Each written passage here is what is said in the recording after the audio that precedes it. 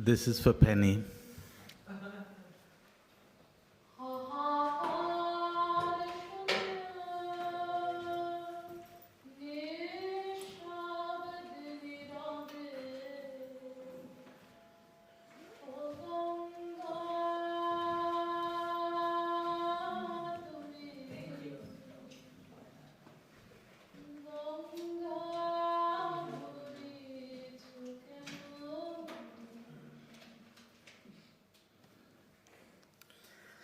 So, as Penny was saying yesterday, the translation of Old Man River, which appeared in Assamese, Bengali, and Hindi at least, about the year 1950, had various resonances for a long time to come. One assumes that this is a song of the Popular Front, but it gets to India a little later.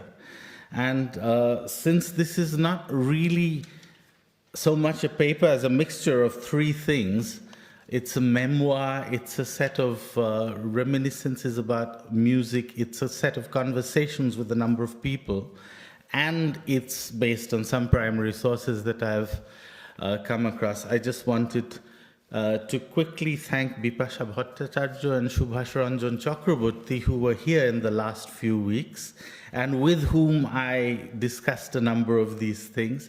So if there is ever a paper, it'll probably be written by two of us. This in particular, the slide that you see in front of you, that one, is a clipping sent to me by Rongili Bishas, who is the daughter of Himango Bishas, the activist who writes the piece on Robeson, in this clip, which is probably from the 70s. As you can see, it's next to Martin Luther King. The newspaper obviously thought that King was bigger than Robeson, but you can actually notice from the size of the text that they're about equal. And Himango Bishas talks about Robeson's ability to reach people across divisions of country, color, and class. And he says this is what made him appeal to a lot of us. So I'm going to switch back and forth between media for a brief moment, and then I will be able to take you further. But before that, I think... Remember the war against Franco, that's the kind where each of us belongs. Though he may have won all the battles, we had all the good songs. So join in the folk song army, guitars are... All right, that's Tom Lehrer.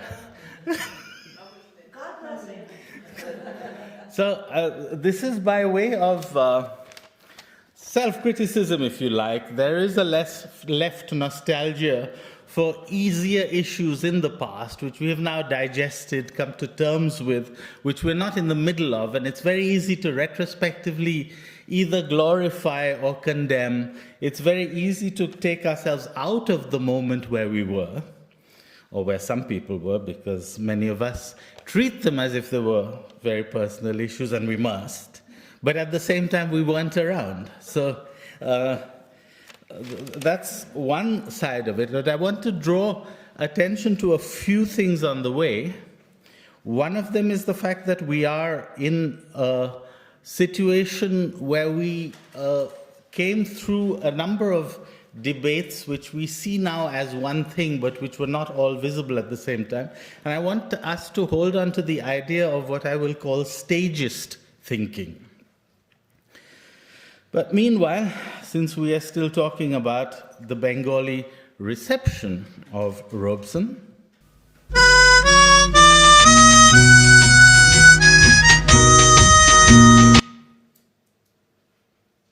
Werden die M&Ms kleiner oder bilde ich mir das ein? M&Ms. Das ist keine Jacke. Das ist Vorbildfunktionskleidung. Ein Stück Lederjacke von Mai und Edlich.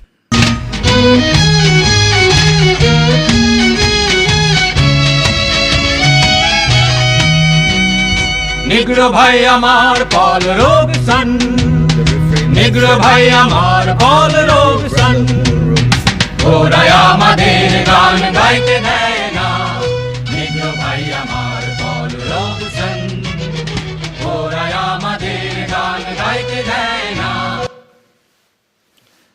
Another version of the same.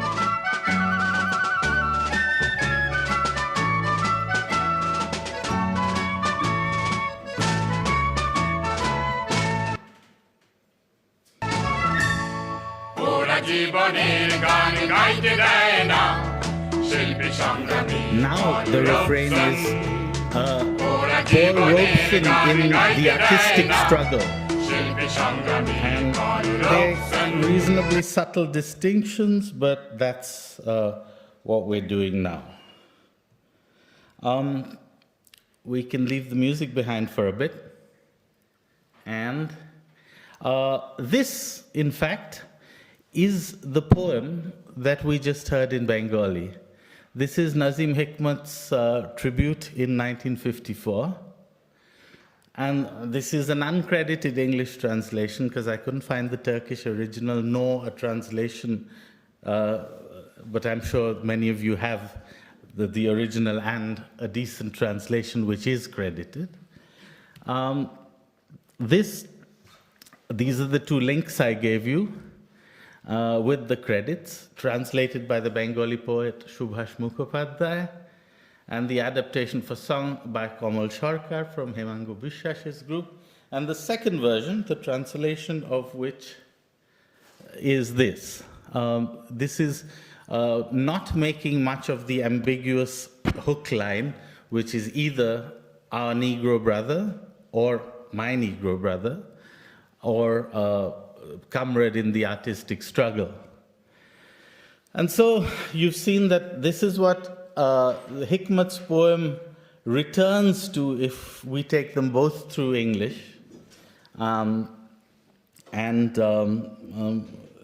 This is a sense of where we are. Now, what I wanted to say is that by the time the songs get to Bengal or to Calcutta, it doesn't matter who wrote them originally, they are Robeson songs. So there is no question that anybody's engaging with Jerome Kern or Nazim Hikmat or anything. He is a very active and integral part of a Bengali cultural landscape. And it's interesting because, as we know from earlier proceedings, Robeson never made it to India. He had a friendship with Bhupen Hazarika in New York. So what follows is a kind of mad rush through a number of themes which I don't think will appear to be necessarily coherent at the moment. One I mentioned to you as stagism. And I want to start with the fact that there isn't a way to talk about Paul Robeson for me without personal entanglements. This was the music of my maternal grandparents' old record player. My grandmother, a singer with a powerful agit-prop voice, and one who performed at communist political meetings, sometimes without the benefit of a microphone, knew an old friend of Robeson's, the Assamese singer Bhupen Hazarika, who knew Robeson from New York from his days as a doctoral student at Columbia University. The song that he adapted came to be a part of the repertoire of something called the Indian People's Theatre Association, which was a communist front organization. One of Bhupen Hazarika's circles was my grandfather's brother, one Debesh Bagji, who had a songwriting career which was rather short, an alcohol problem, and an unconscionably small life. Hazarika himself had his politics compromised by his unconscionably long life. He ended his days as a supporter of the right-wing Hindu Nationalist Party, the BJP, for whom he was even a parliamentary candidate in 2004. He lost. But that, of course, is not how we would like to remember him.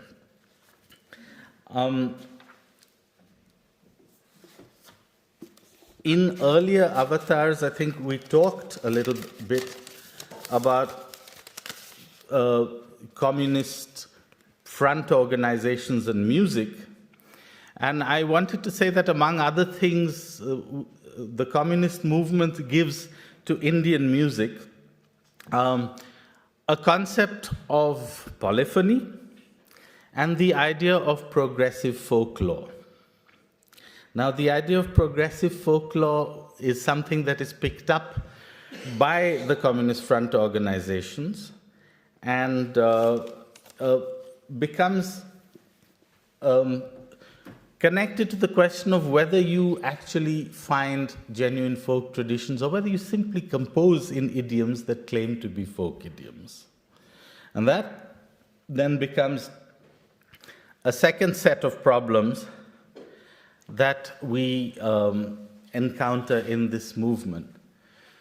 So to step back from that a bit to the theme we started from, and I think that this gives us an awkward reality check. We are now talking about a communist movement that is, by definition, international, but that is concerned in large measure in the period that we're looking at, that's say approximately from the 20s to the 70s, with the problem of nationalism. And this is what I meant by stagist thinking, because the official and, to a large extent, unofficial discourses and debates on the futures of communist movements have linked them very strongly with the liberation of peoples from colonialism.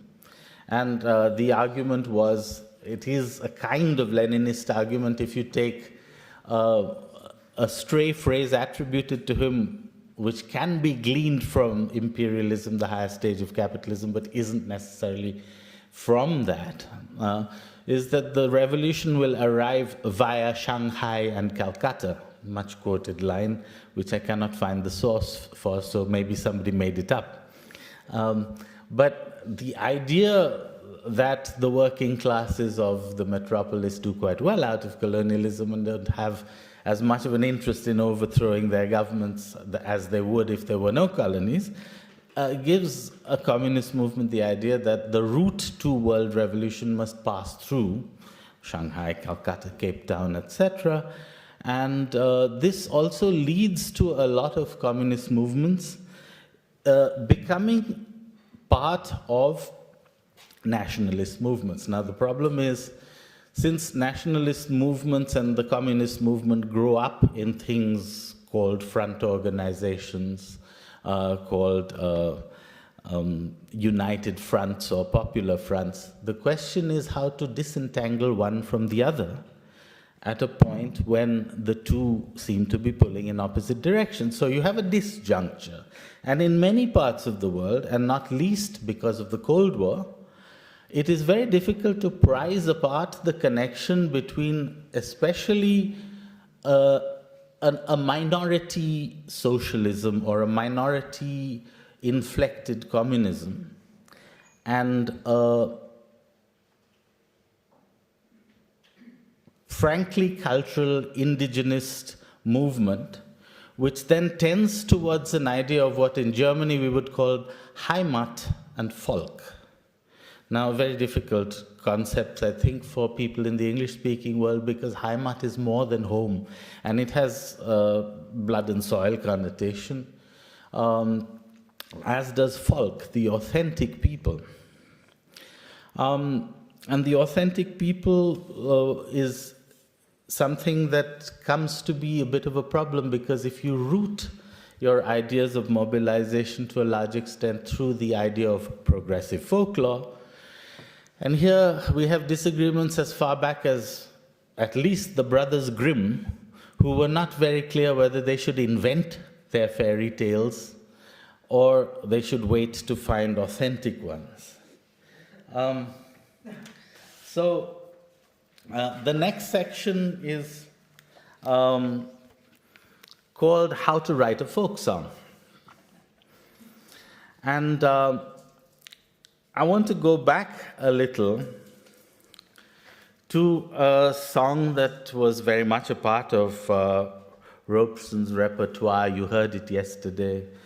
Going home, I'm a-going home, which is, of course, the slow movement of Dvorak's New World Symphony. And it is based on the Largo from the New World Symphony, and the words and adaptation were by his student, William Arms Fisher. In the first version of the sheet music, it does not say Negro spiritual, but in the second version of the sheet music as published, it is referred to as a Negro spiritual.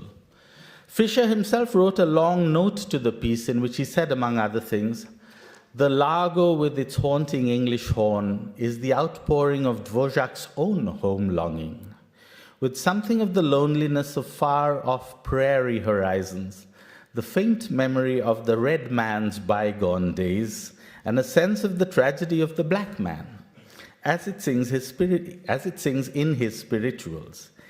Deeper still, it is the moving expression of that nostalgia of the soul all human beings feel.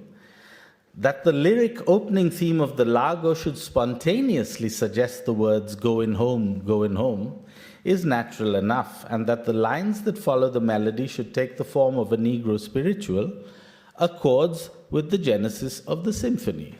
Now, we know that Dvorak was very concerned with the recovery of the folk music of his own country, and Dvorak was one of the first high-profile celebrity musicians who was invited to teach at a conservatoire in the United States, and this was his tribute to the United States, but he went home again.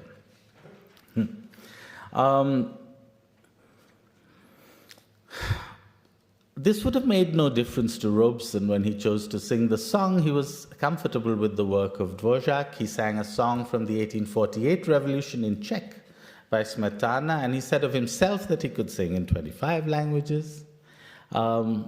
As an internationalist and a communist, the purpose of his work was to emphasize what was common to the human condition. Perhaps Robeson might have been out of joint with a Dvorak singularly interested in his own traditions. Robeson became the voice of the Popular Front in retelling the history of the United States from the perspective of its many peoples. What is America to me? In the service of the world struggle against fascism, and Susan has already quoted this, the first to die again in the struggle against fascism were the communists. I laid many wreaths upon the graves of communists. That many of Robeson's fans are strangely uncomfortable with his communism is also very clear, and we know this very well. But even when Stalin instrumentalized great Russian nationalism against the world and against the other nationalities of the Soviet Union, many foreign communists were unable to share this enthusiasm. Robeson, despite the fact that he was aware of what was happening in the Soviet Union, kept appearances up in public. This is his tribute to Stalin on his death. Paul Robeson Jr. has, of course, written about the last Moscow concert, and Susan mentioned it as well. But to make things more complicated, there's a composer called Jacques Wolf.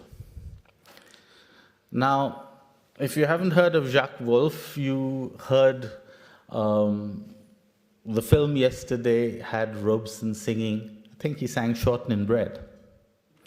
Shortening Bread is written by Jacques Wolf, who is a Romanian Jew, and he was extremely well known as a writer of Negro spirituals. So, as an article about him in the New York Times said in 1951, he should be better known. He died in 1973. But if he is not better known, his music is certainly very well known, and they name a number of other things that he did. Now, this takes us exactly into the question of authenticity and culture and the connection between a working class culture and the question of a working people and whether they constitute a race or a people and so on, which has always been somewhat ambiguous in the left traditions that, as I have suggested and as Daniel suggested this morning, become intertwined in a struggle that prioritizes national self-determination before the struggle can break out into socialism, and in many cases it simply doesn't. And we have the phenomenon exacerbated by the Cold War of a number of states that maintain kleptocratic capitalist elites but are allowed to call themselves third world socialism or import substituting industrializing states and so on, and we've had the entire gamut of these things.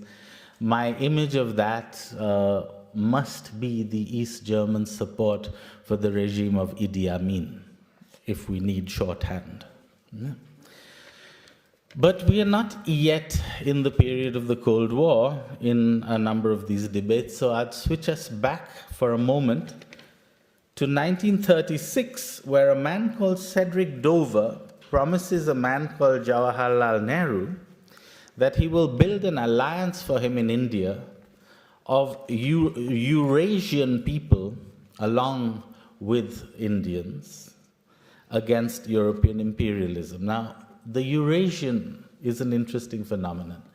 Eurasian was originally a derogatory term for people of mixed Indian and European blood.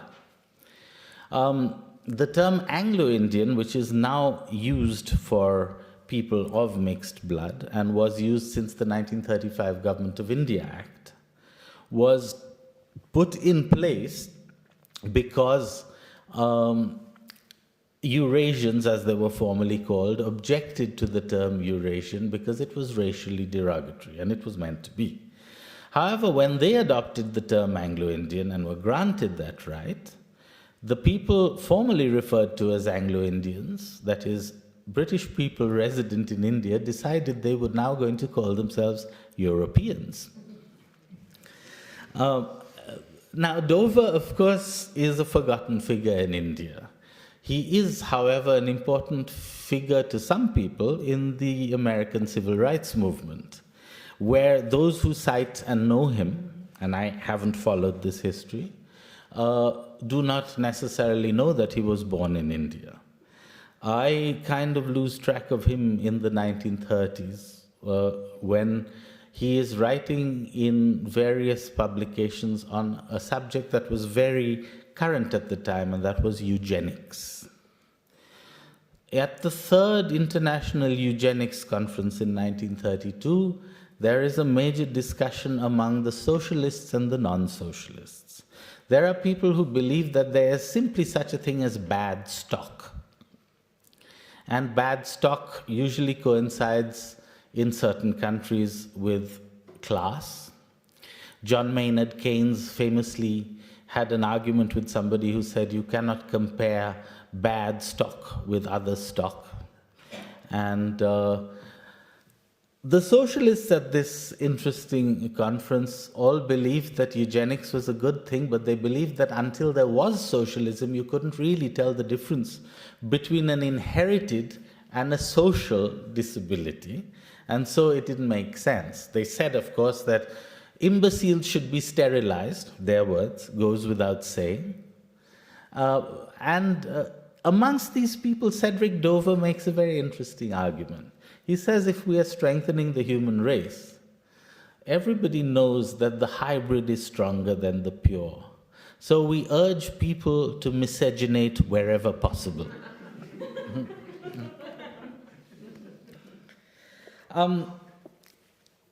Now, in a context such as this,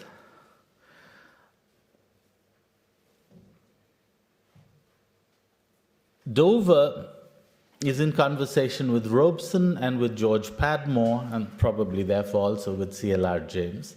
And he offers to introduce Nehru to these people in 1936. They probably don't meet till 1938. But the occasion around this is, of course, the Spanish Civil War. And the Spanish Civil War has volunteers on the Indian side, but on both sides of the divide. So there are volunteers for Franco, and there are interesting documents that show the government of Republican Spain writing to the imperial government of India, asking for information about the people who are now setting off to volunteer for Franco. This is another strain of the primary record which would bear following up by people who are interested in this sort of thing. Now, I think I raised the question yesterday about whether there was a mobilizational possibility of all these legends, because of course one important legend that comes up and is still with us in various forms is the legend of Al-Andalus, where of course Muslims, Jews and Christians lived in perfect peace and harmony and in great cultural splendor, of course under the benevolent rule of Islam. Now, whether this view is also one of these retrospective culturalist views that tends to turn up in order to create certain comforting situations out of discomfort, is something worth considering. Because I think that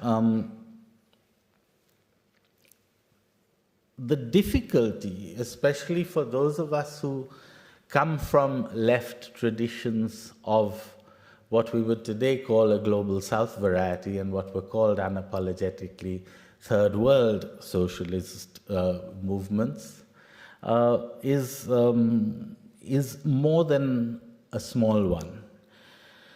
Because the identification of capitalism as something foreign, something that comes from the imperial West,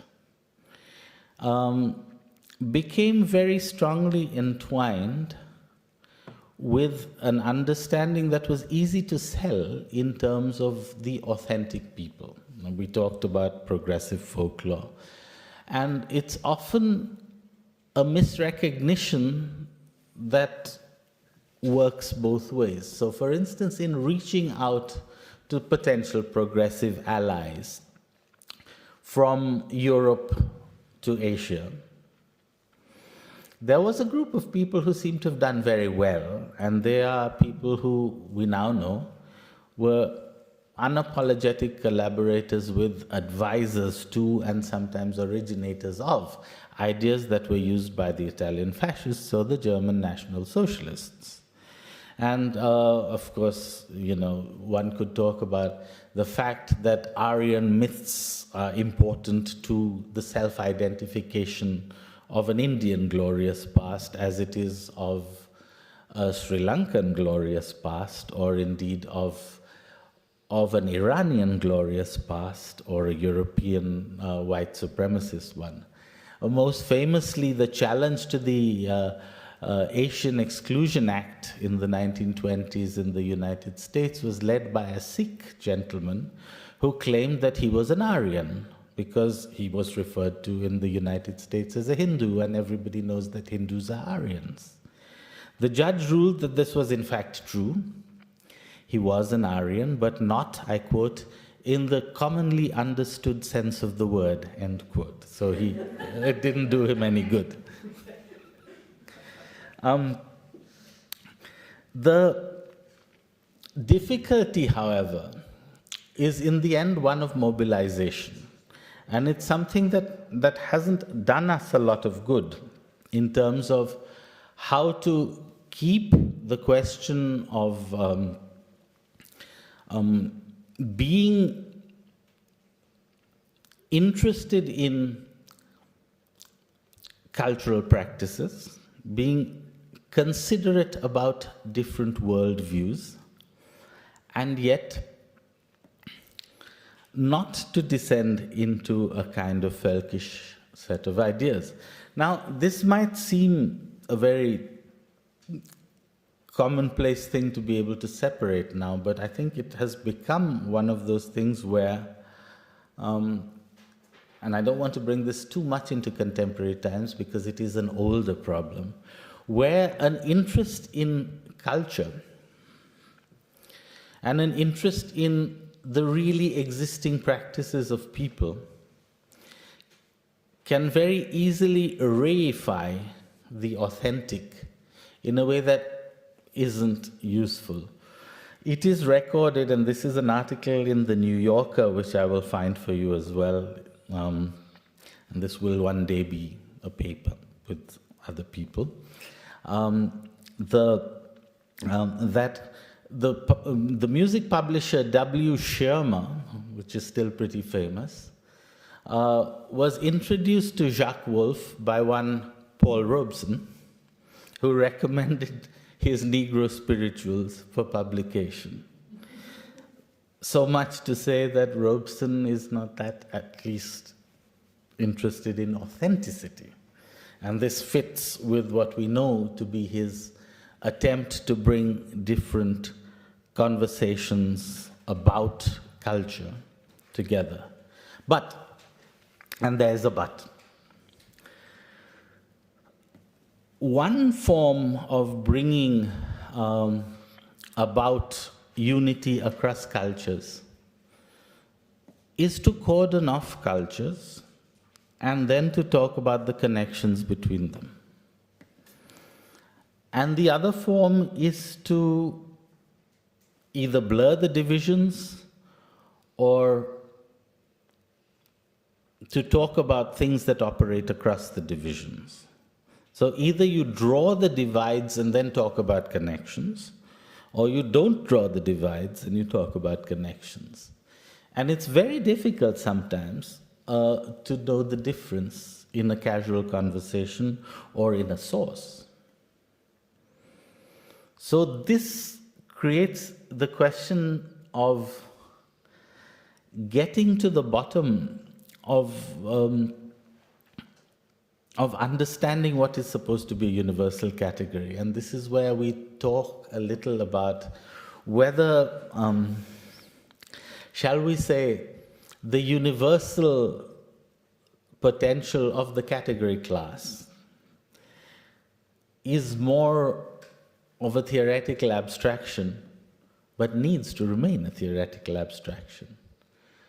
And now we're in the realms of something which became, in another project of mine, the populist potential of looking at histories from below. Because the history from below is no more authentic or experiential than the history from anybody else, and below is in any case a relational category. And it has always the potential that you talk about the authentic spokesman for a situation, that the person who gives voice becomes the amplifier of the authentic. And here we can step back a little to a remark of Frantz Fanon's, which I'm very fond of. Fanon is actually talking about bebop jazz, but it's a stray remark in The Wretched of the Earth, and he concludes, "It is the colonizer who becomes the defender of the native style." And the quote goes on to say that everybody was very afraid of bebop because it was not the lament of the black man trapped between his face and 3 bottles of whiskey. I think that's how it goes, more or less. And I think that, again, you know, if we are looking comparatively, this is certainly a line of argument that grows out of the South African experience. It's an argument that you can find in debates about racial hierarchy in the run-up to what becomes apartheid. My lens into this is the writing of a young lawyer called M.K. Gandhi. And Gandhi starts to make a very interesting set of interventions. At a time when various people who were considered far too radical are talking about racial equality, including some colonial officials, but also people in the Indian National Congress in India, Gandhi makes the claim that that's not what he wants at all. What he wants, he says, is a superior position for Indians, who are, after all, Aryans, and who ought to be higher up in the racial hierarchy than the people he refers to unproblematically as the Kafirs. Now, much has been made of this line of thinking, and there's nothing to suggest that Gandhi himself doesn't change his mind many times later on, although not necessarily in a linear direction. But what is clear is this is a more defensible legal argument at the time, because he is actually representing the Indian community in various petitions, ending in the 1909 trip to London to represent the Indian case at a time when the racial hierarchies of Southern Africa are being put to debate in the British Empire. And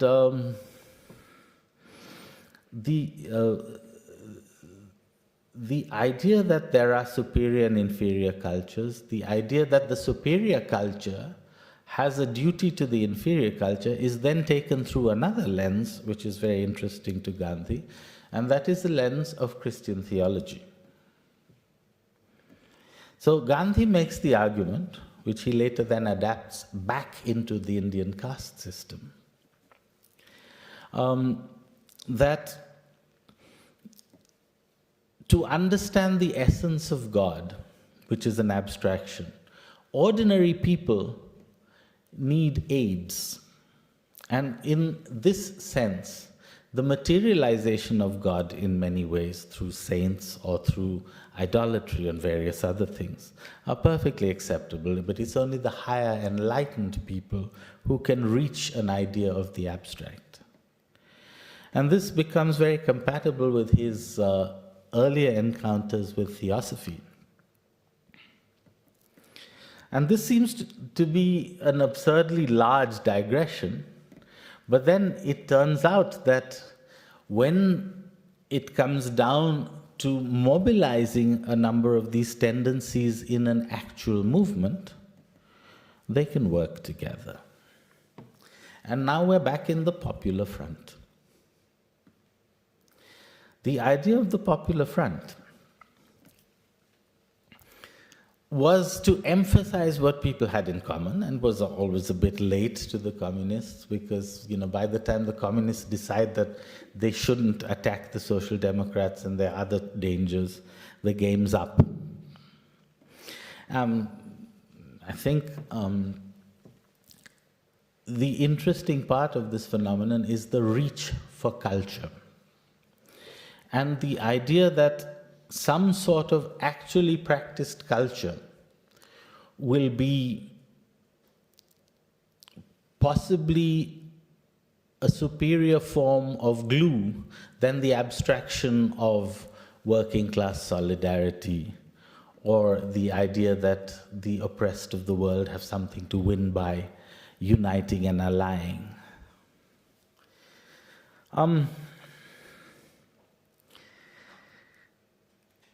And some of this, undifferentiated as it is still present in the universities. And at a university level, as we know, with Robeson at the School of Oriental and African Studies in London, studying African languages, essentially, this was a school set up to train British civil servants. Its purpose was to ensure that everybody who went out to serve the empire knew something about that bit of the empire that they were willing to serve. And so, of course, the invention of the authentic in a center like SOAS is not unproblematically authentic, but again, as Werner Heisenberg would probably tell you, the act of observation itself is an act of fixing. So there's no way out of this problem, but there is a situation that emerges here, which feeds in, of course, to the most important thing that the Communist Party of Great Britain ever did, and that was to create historians and to start the movement which we know through E.P. Thompson, Christopher Hill, to a certain extent Raymond Williams from a different disciplinary angle, and to talk about histories from below, where the question of what was below was not in part pre-decided. And before I try to summarize a huge and very complicated set of arguments, I want to simplify it to the one point that if class was intended to be a universal category, but you could only study class as an attribution on the basis of lived experiences that were not called class. Right? Christopher Hill used the idea of the Norman yoke to show that the revolt against the monarchy in 1640 was actually revolutionary. Then you've kind of lost control of the idea that the category that you defend must be somewhat larger and somewhat more liberating than the intermediary details that you use to get there. And of course, this leads you to the impossible situation that you're asking people, as the Social Democrats in Germany did shortly before the First World War, to owe the allegiance to an abstraction rather than to the lived experience of family, nation, and empire. And it doesn't work necessarily. And as the Social Democrats did, they surrendered and decided to back the war. Now, to bring this back to a career like Robeson's, which is not necessarily something that happens in a single moment. After all, the development of the politics from the 20s to the 70s and the development of a wide variety of situations in which one had to operate and offer solidarities and mobilize is not at all a simple thing. So also, given that historians are no good at finding out intention,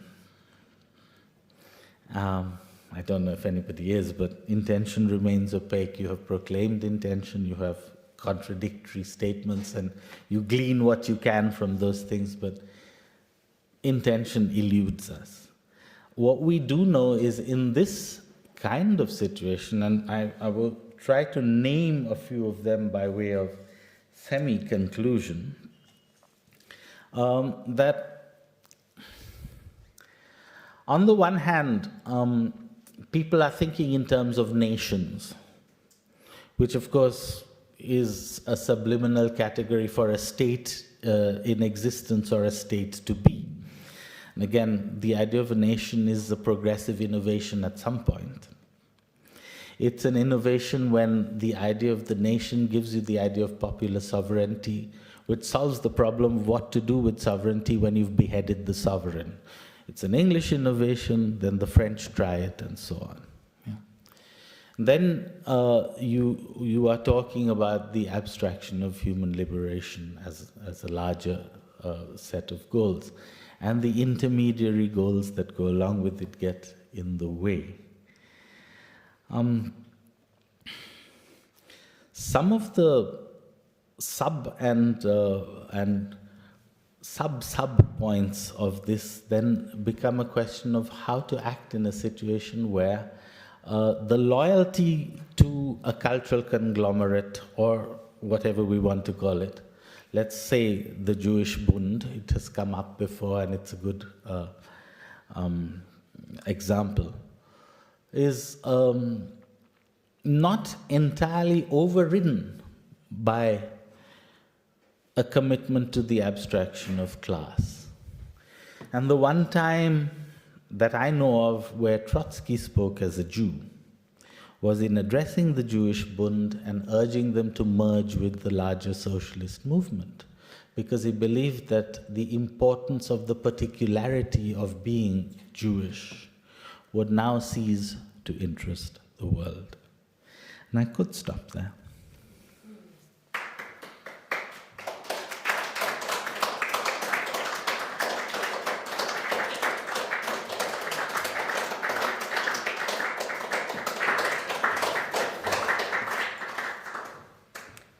Thank you, Benjamin. We'll have a few minutes for discussion, please. Any questions or observations? Yes, Nell Painter.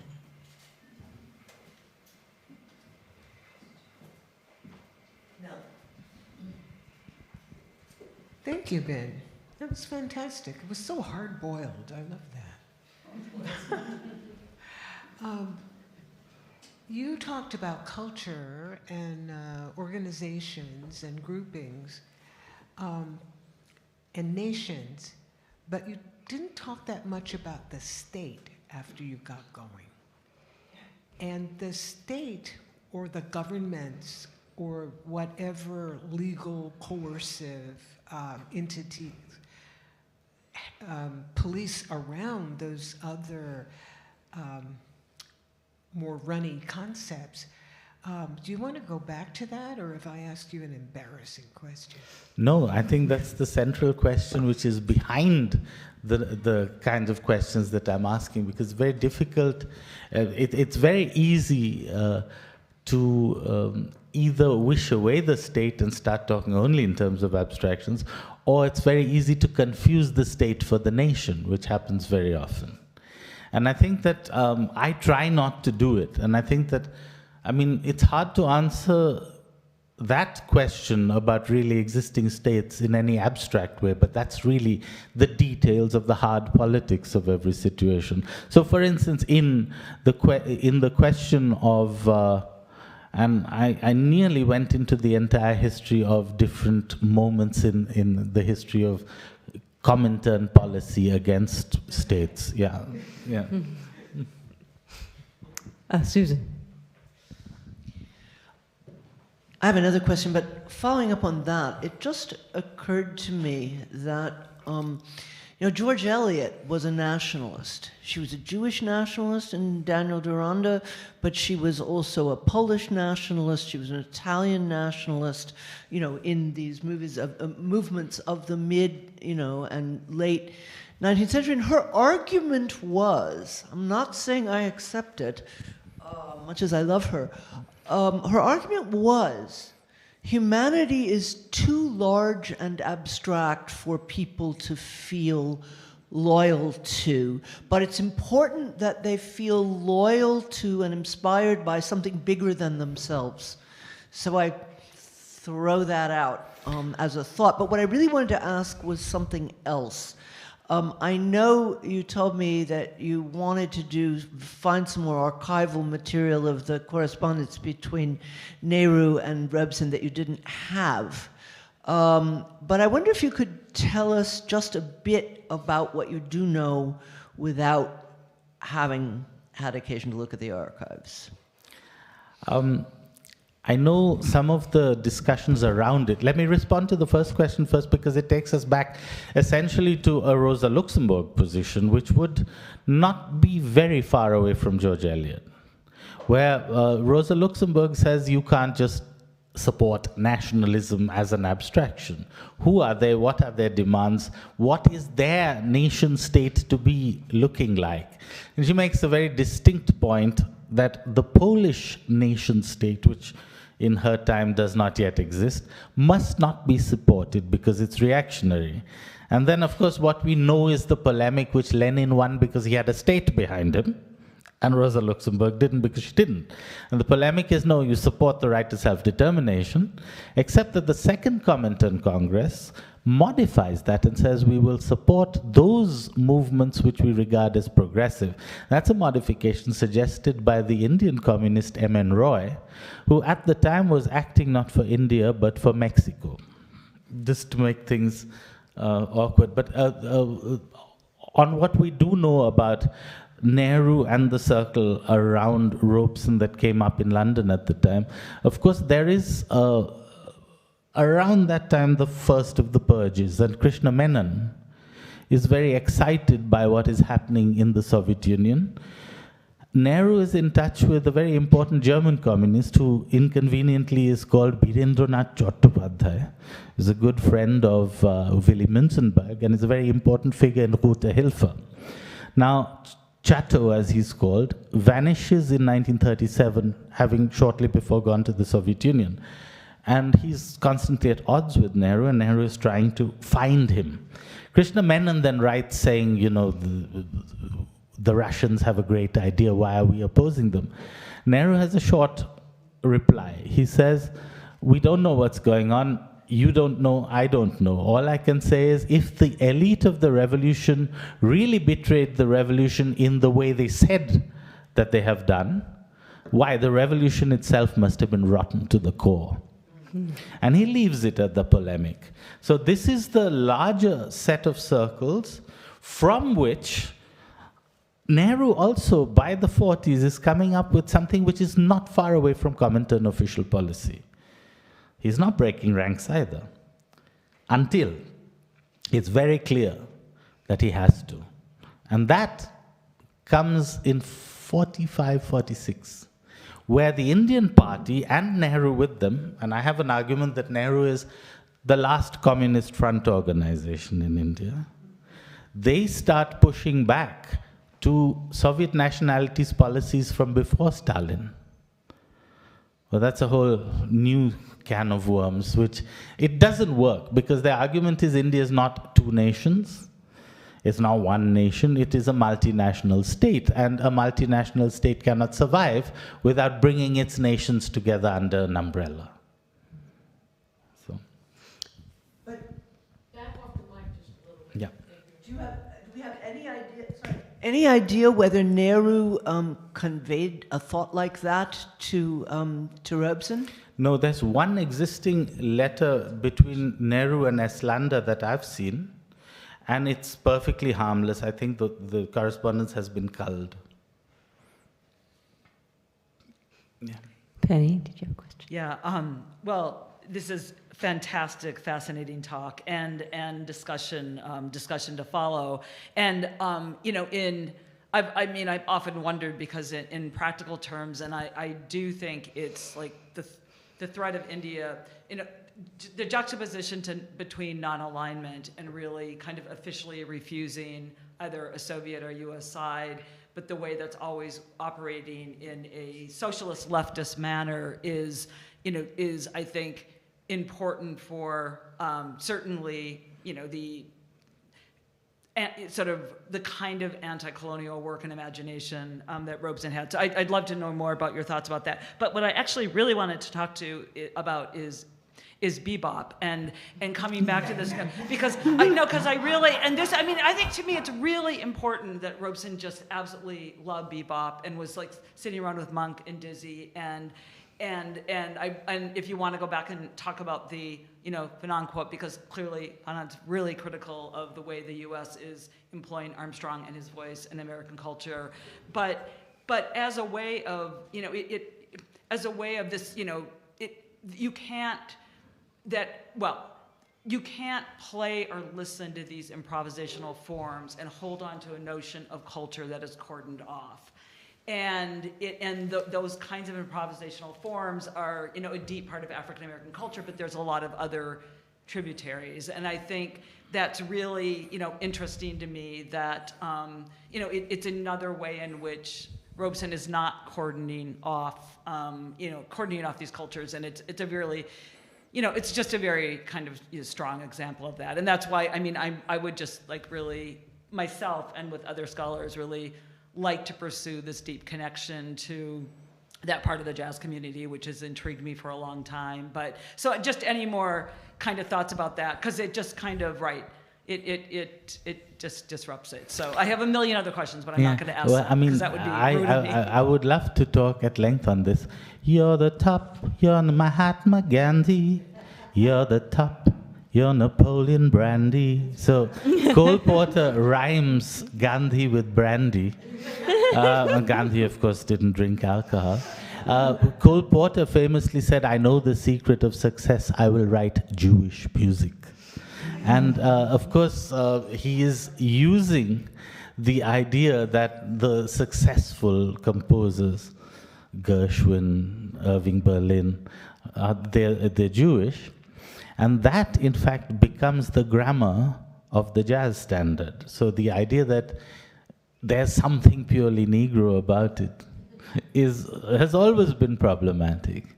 And I think that, but there was a time, I remember, in the 70s and 80s where friends of mine were playing on the New York jazz scene, where there was this compulsory black nationalism around. And people were actually making, quite far-fetched claims about the authenticity of certain kinds of jazz as opposed to other. I mean, we still don't know what the origin of the term is. So. But that's a very short answer to something I'd love to talk for longer about.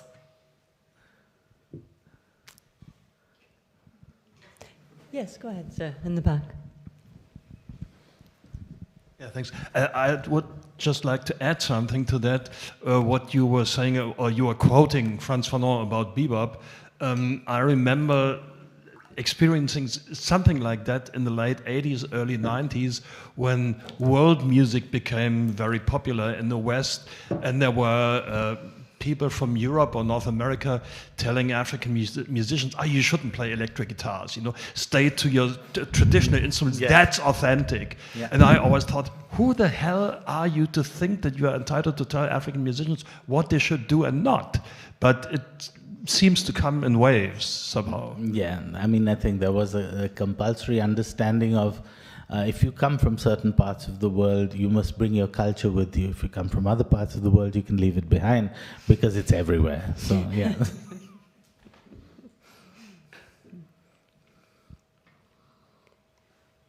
Penny, you seem to have another question.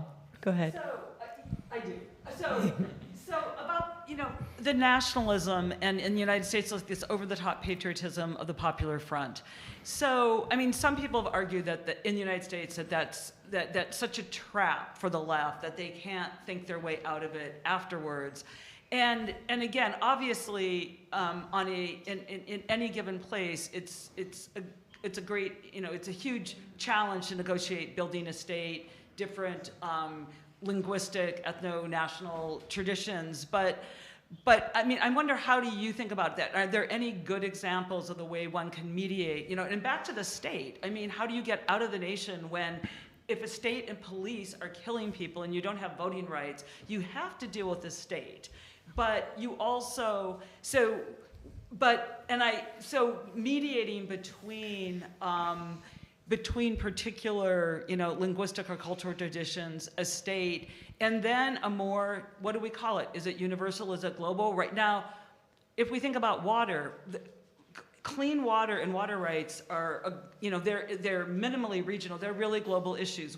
So, are there any nuggets in here to think across the multiple scales that I think that some of the universalists of this period were trying to do, and that I think surviving in the world today absolutely demands thinking across those scales? Like water, it's global, it's got to be like on your street, and it has to be, in a whatever region of lakes and other things one is going to deal with, and that's then has to go into diplomatic forums to, how do we talk about these basic scarce resources? Yeah. I mean, I think that there's always been a way of talking about structural similarities across different constellations of the same problem. And with the structural similarity, you can also talk about the variations. But I think that, again, when the categories that you use to discuss the similarities become too rigid, or even worse, too large or clumsy a scale, that it doesn't work anymore. I mean, you can glue yourself to an airport runway, and you've diverted the entire air traffic to another airport. You're not saving fuel. So you can, of course, draw attention to the fact that everybody flies and it's wrong, but some of these make sense and some don't. I think the broader question behind that is, how do you do this without, fixing cultures? And I think, the structural similarity argument had always been able to work without an idea of culture. So, for instance, those of us who've worked in different contexts find it unproblematic to defend Muslims against Hindu or other violence in one country and defend other people from Muslim violence in another country. The category that we find relevant is not Muslim, it's that somebody is being oppressed.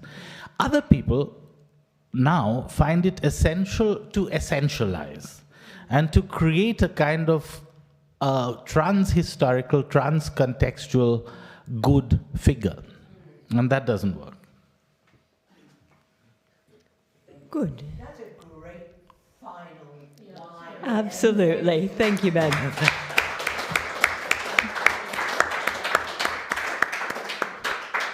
We're going to have a short coffee break now, and then we'll return in 10 minutes, if we can make it, for Albie Sachs.